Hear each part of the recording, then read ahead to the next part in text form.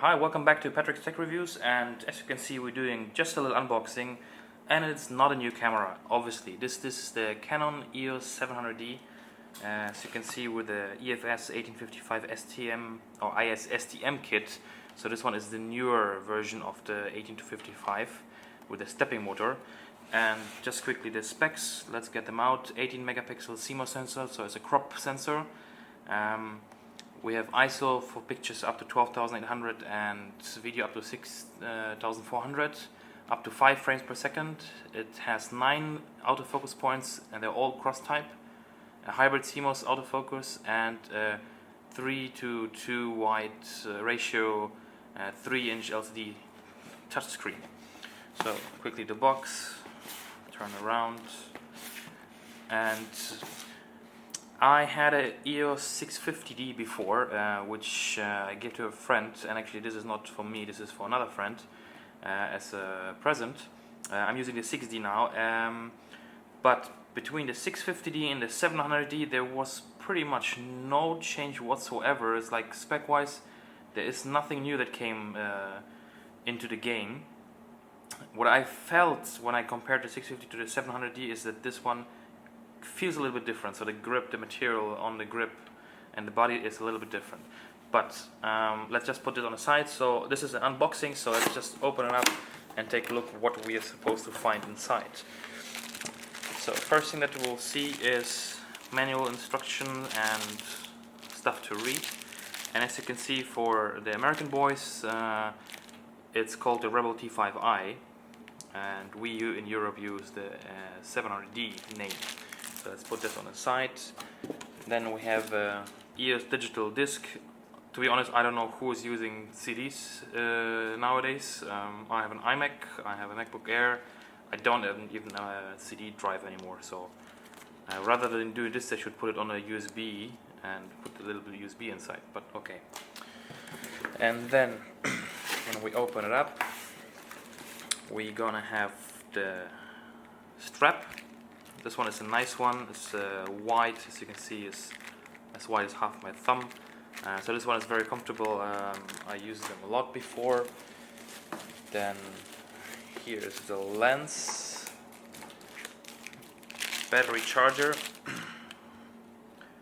and we should have another cable as well to charge it with. USB cable. And this is actually just the other part of the battery because I put the battery inside already, so I just put these all aside.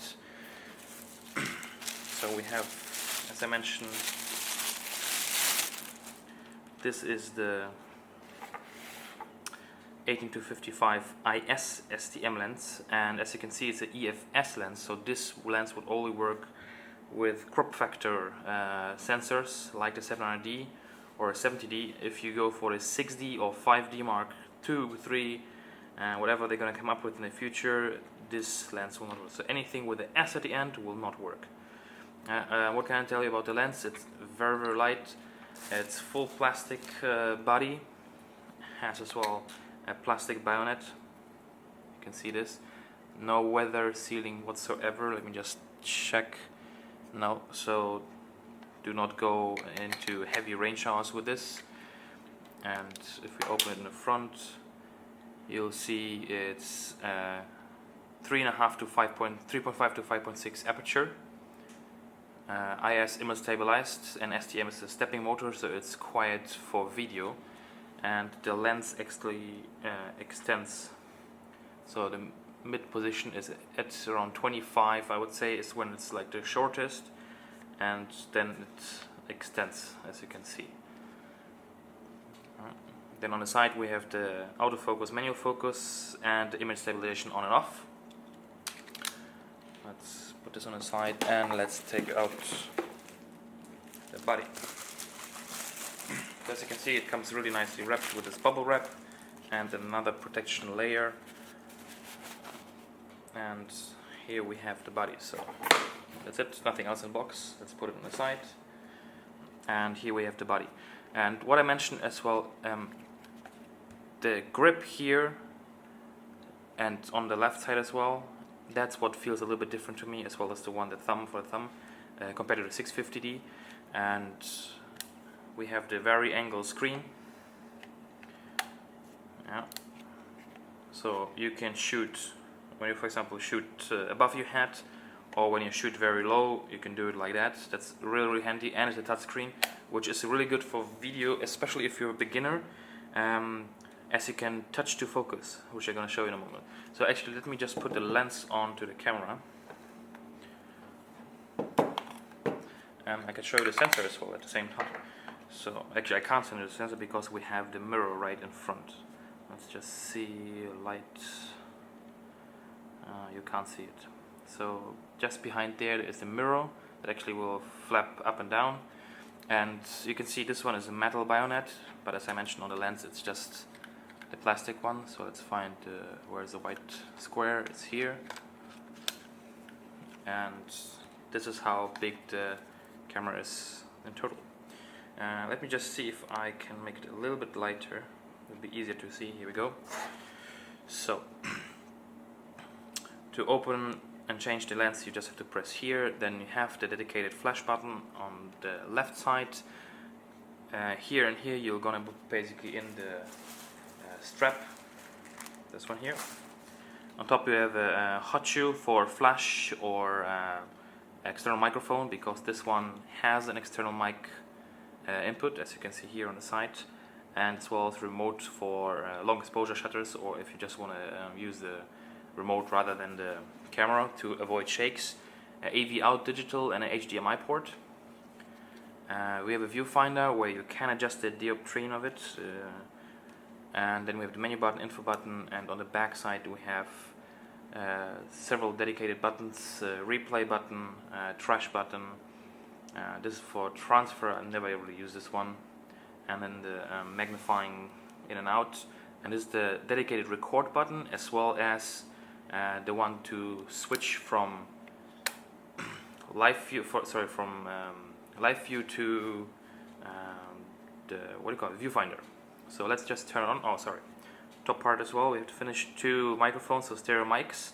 However, internal microphone on the cameras are not good, so I always record with the external microphone.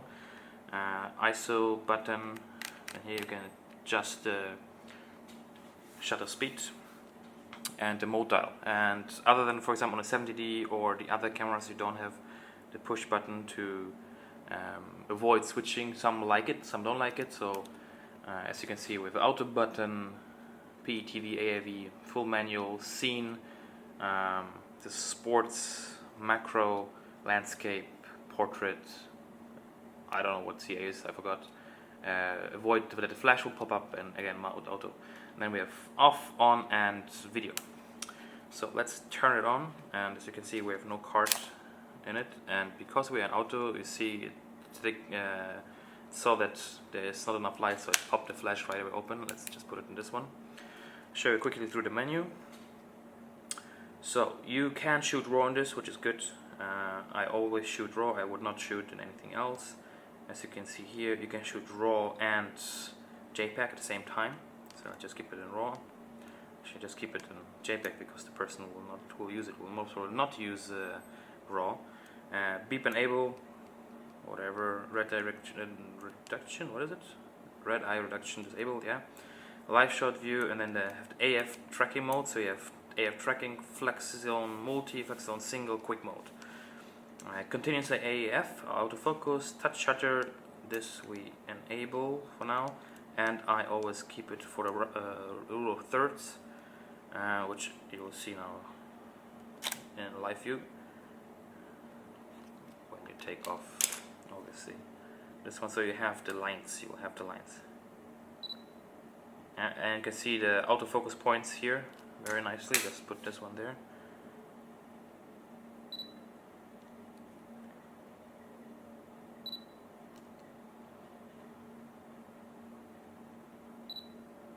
So they work pretty good, and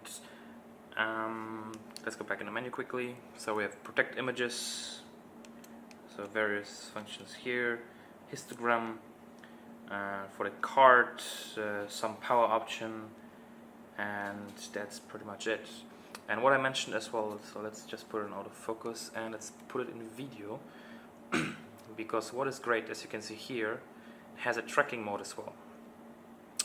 So if I now tap on this one, and even though I will turn, you'll see it will follow it. It's pretty responsive, it's not bad at all. Yeah. And what is good as well, let me try to keep it something in the foreground, something in the background. If you record video, let's put it in video, you will be able to make a very smooth transition between the focusing, which helps a lot if you don't have a follow focus system and if you just started with the videography. So that's something really cool, and I like that. As I said, the screen helps that you can articulate it, and as well you can do the selfie mode. So I'm gonna show you now how it works, but basically this way, right? Okay. And overall I think this is a great camera for beginners because it's very affordable. I think this one you can get for around, how much is that? In dirham. I bought it in Dubai, by the way. This is Dubai here. I bought it for like 1.8 or something. So that would equal approximately 400 euro, something like that. And for that money, I think it's a very good camera. Though I'm not a fan of kit lenses because it's like the cheapest possible lens a Canon can get. Yeah, so if you like this little unboxing and short review, give it a thumbs up, subscribe, like, share, and I'll see you in the next review. Bye.